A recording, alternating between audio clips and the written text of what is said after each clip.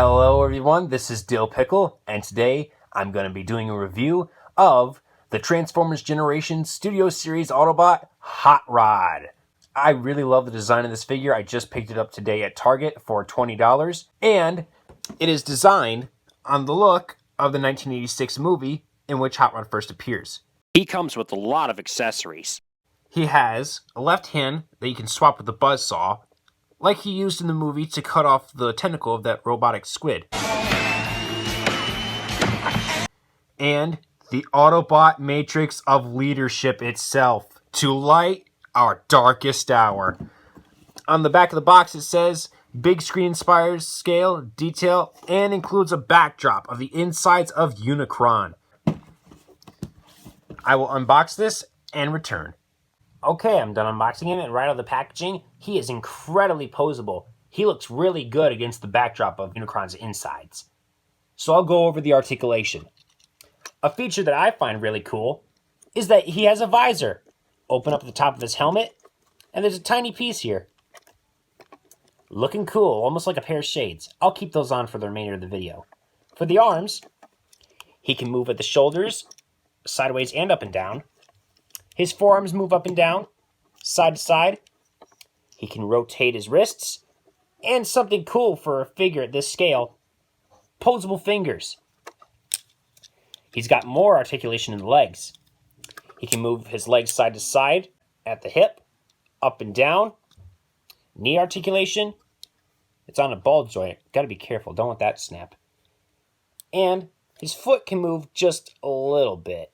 Most figures at this scale can have their feet move up and down side to side, but not so much on him.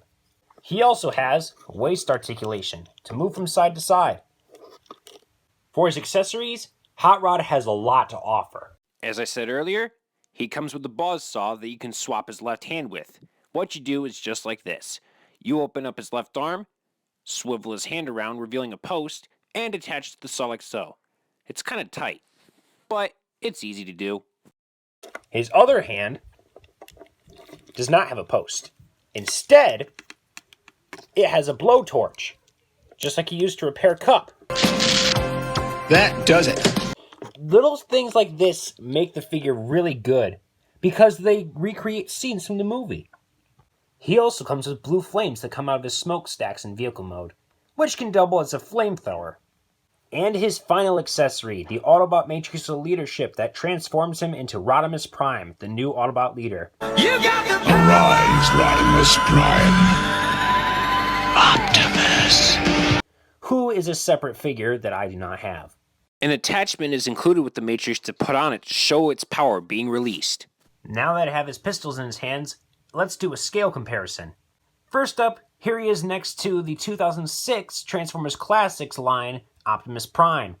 Now, the scale isn't really that good, considering that this is a much later figure. This was the first Transformers toy that I ever got. It's based off of G1. I mean, it's close, but Optimus would be about this much taller. Here he is standing next to the 2017 Cyberverse Fusion Mace Megatron.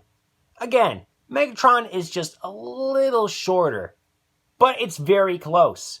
And finally, here's a comparison with him and the Titans Return Headmaster Hardhead. The scaling here is perfect. If you've ever watched the Japanese Headmaster's continuity, Optimus Prime dies for a third time, and Rodimus is the leader again, leaving him in charge of the Headmasters and the rest of the Autobots.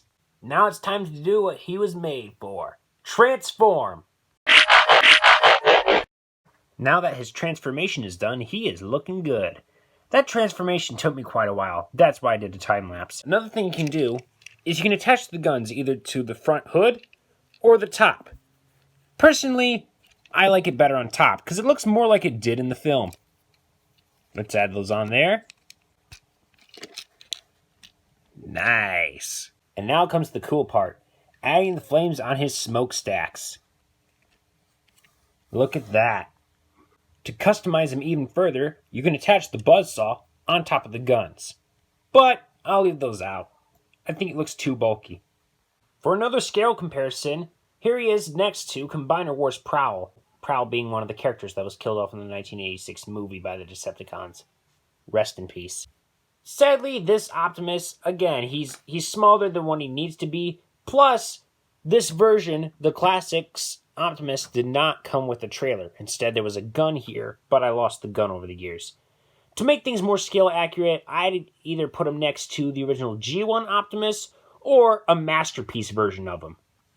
Here's Sunstreaker, and although he never showed up in the movie, he is a Lamborghini Countach, and Hot Rod's vehicle mode kind of looks like one. And lastly, we have him next to Hardhead from the Headmasters. Looks just like he did in the Headmasters series, works right alongside him. Excellent. Just like Optimus before him, Hot Rod has the touch and the power, and becomes even greater when he turns into Rodimus Prime. In the future, I'm looking forward to buying a figure of Rodimus. I don't know if they've been a Studio Series version or not, but if they have, that's really cool, and then I could do a review of him and compare the two. Well, till next time, and till all are one, I am Dill Pickle.